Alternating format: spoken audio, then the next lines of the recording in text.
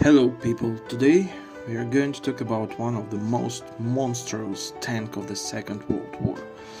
It looks like it came right from the battlefields of the First World War, outdated silhouette lines, huge tracks rotating around the body, a huge number of road wheels. It's a real monster, no?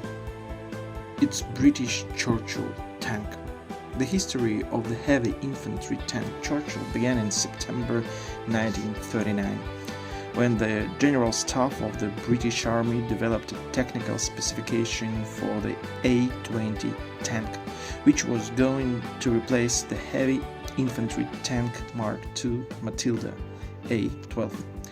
The need for a new, even more powerful combat vehicle was understandable. The Second World War flared up. British troops were again sent to the continent, and the German army again stood in their way. So it was assumed that the new combat vehicle would have frontal armor at least 60 mm, which would provide it with protection from 37 mm German anti-tank guns, and would reach a speed of about 16 km per hour. The armament, two 2-pounder cannons and Besa machine guns were planned to be placed in the side turrets or sponsons of the tank. Finally, in order to effectively overcome vertical obstacles, the track had to cover the body of the vehicle. The combination of all these characteristics resulted in a tank from the First World War period, made at a higher technical level.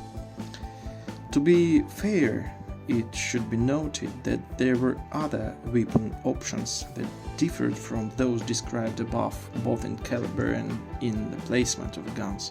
However, the developers of the technical assignment saw an alternative to sponsons only in installing one gun in the upper turret and another in the front hull plate, following the example of the French B-1 bis heavy tank.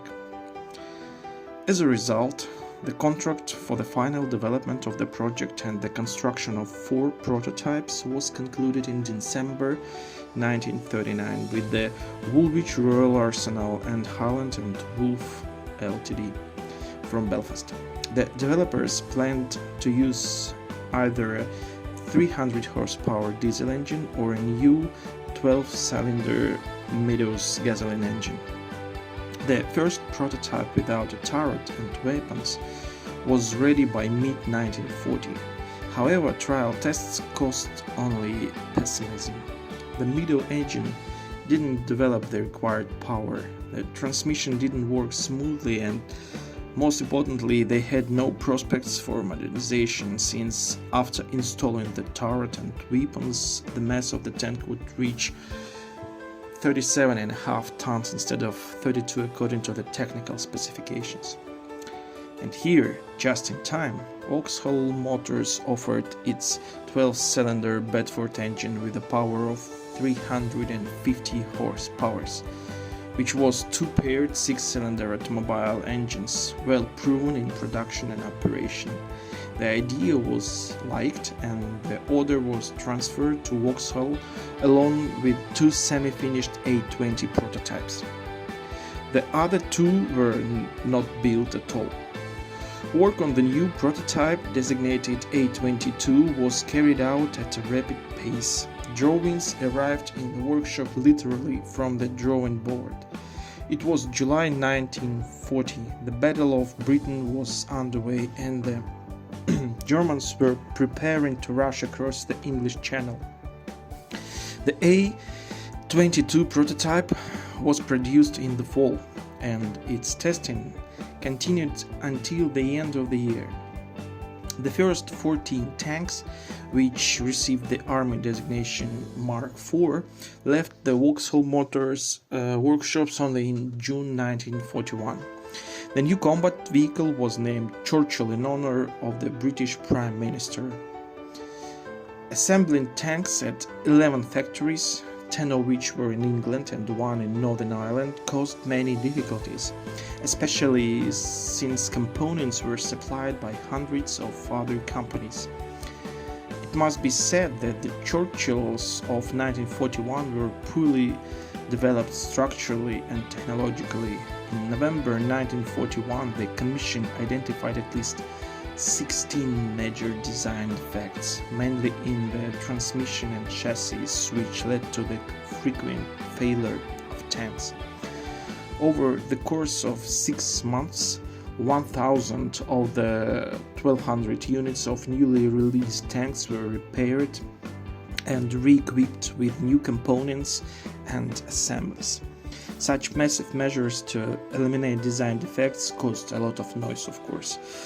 It is quite natural that numerous changes were made to the design of the tank during mass production, which however didn't affect the overall layout, chassis, engine or transmission. Basically, they came down to installing various weapons options. So Churchill 1 had the 2-pounder cannon in the turret with a Bessa machine gun. For a tank weighing almost 38 tons, this apparently didn't seem enough, so a 3-inch howitzer was installed in the front hull plate to the left of the driver. The firing capabilities of the latter, however, were greatly limited by the forward placement of the guide wheels. As a result, the howitzer firing sector, like the driver's viewing sector, was around 30 degrees. The maximum thickness of the hull armor was 101 mm, the turret armor was 89 mm, the maximum speed was around 27 km per hour, and the crew consisted of 5 people. The Churchill 2 modification, instead of a howitzer, got a Bessa machine gun in the front hull plate. Churchill 2 CS, or close support, had a 3-inch howitzer in the turret and a 2-pounder gun in the hull.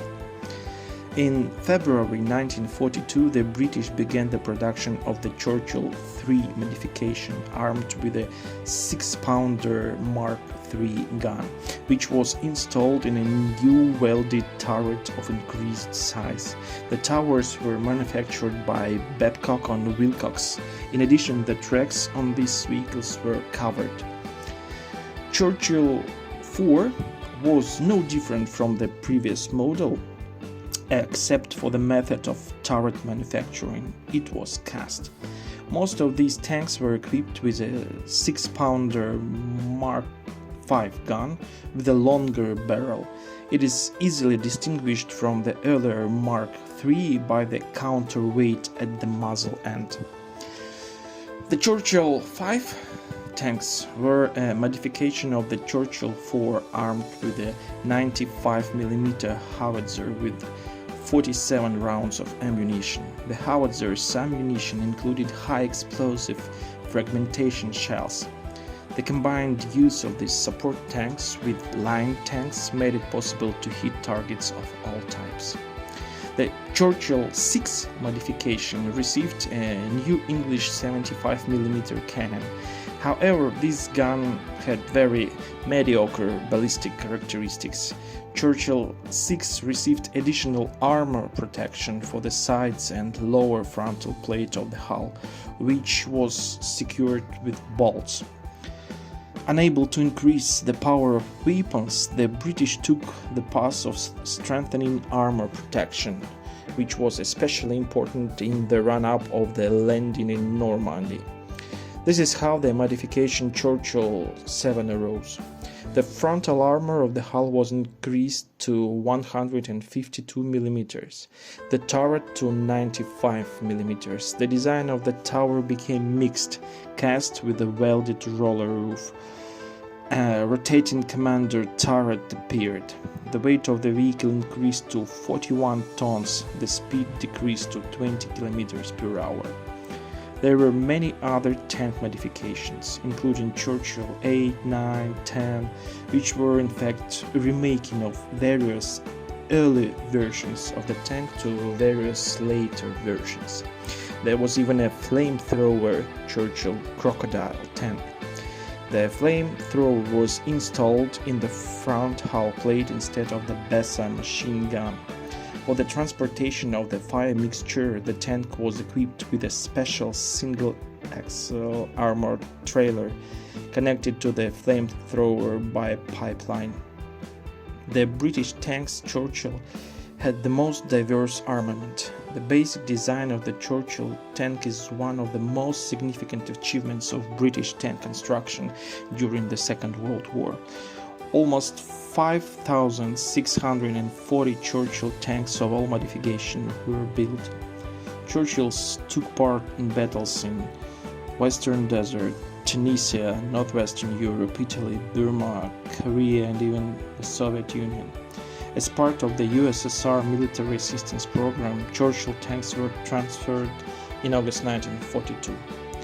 The Churchill tank had shortcomings, but most of them were eliminated in further modifications, and in general, the tank is considered a very successful and progressive tank of the Second World War. Based on the modifications of the tank, you can easily track the dynamics of the development of engineering and tank weapons in Britain in the mid-20th century. The tank has certainly become legendary and the best in many respects, although, of course, not at all.